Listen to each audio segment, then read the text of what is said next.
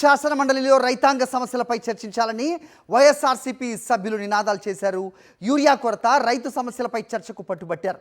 ప్రభుత్వం సిద్ధంగా ఉన్నప్పుడు ఇవాళ చర్చించవచ్చు కదా అని ప్రశ్నించారు బొత్స. రేపటికి వాయిదా వేయాల్సిన అవసరం ఏముందని నిలదీశారు. రైతాంగం తరపున వైఎస్ఆర్సీపీ ప్రశ్నిస్తోందని అన్నారు. గత 5 ఏళ్లలో ఎప్పుడైనా రైతులు ఆందోళన చేశారా అని కూటమి ప్రభుత్వాన్ని నిలదీశారు బొత్స సత్యనారాయణ. ఇంపార్టెంట్ ఇష్యూ అధ్యక్షుడి ప్రత్యేక పరిస్థితుల్లో మంత్రి గారు కూడా ఇప్పుడు మేము తయారుగా ఉంది ప్రభుత్వం తయారుగా ఉన్నప్పుడు ఇప్పుడు చర్చించవచ్చు కదా. బిజినెస్ అంతా పోస్ట్పోన్ చేసి యూరియా మీద చర్చించమని అధ్యక్ష.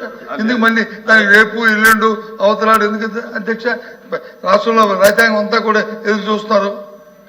మాకు యూరియా కావాలి, పంట పండాలి, 10 కాలాల పాటు చల్లగా ఉండాలి అని కోరుకుంటున్నారు.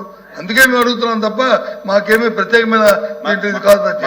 రైతాంగం తరఫున పార్టీగా అడుగుతున్నాం. అందుకు మేము మంత్రి గారు కూడా కాదు అధ్యక్ష. మంత్రి గారు చెప్పారు కదా మేము తయారుగా ఉన్నాము, ప్రభుత్వం తయారుగా ఉందని ఆయన నోడుతుందని చెప్పారు కదా. మా అడుగుతారు అధ్యక్ష. చెప్పండి అధ్యక్ష మంత్రి గారు. మా సబ్మిషన్ ఏంటంటే రైతాంగం తరఫున ఇంత మా అచ్చెన్నాయుడు గారు మంత్రి గారు వచ్చి మరి సుదీర్ఘమైన అంశాలు చెప్తున్నారు కదా, అదే చెప్పనండి. చర్చలో అదే చెప్పనండి. మరి ఇంకెందుకు చర్చలో చెప్పనండి. మళ్ళీ రేపు వరకు ఎందుకు వాయిదా దేనికి? వాయిదా అవసరం ఏంటి? రాజకీయ ఉద్దేశం కాదు అధ్యక్ష.